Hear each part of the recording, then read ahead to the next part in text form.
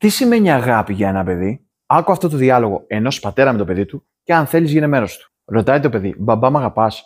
Φυσικά σ' αγαπώ, απαντάει ο πατέρας. Το παιδί απαντάει, μπορείς να μου το αιτιολογήσεις, σε παρακαλώ πολύ? Μα και βέβαια σ' αγαπώ, το απάντησε ο πατέρας. Δεν βλέπεις τι έχω κάνει για σένα? Αυτό το σπίτι είναι δικό σου. Σου έχω φτιάξει εξοχικό. Σε σπούδασα. Όποτε ήθελες χρήματα, σου έδινα. Τι άλλο πρέπει να κάνω για σένα? Και το παιδί απαντάει, μπαμπά, να σε ρωτήσω κάτι. Γιατί πιστεύω ότι η αγάπη είναι κάτι άλλο. Πότε με πήρες τελευταία φορά αγκαλιά? Πατέρας, πότε με φίλησες και μου είπες σ' αγαπώ χωρίς να έχω γιορτή ή γενέθλια?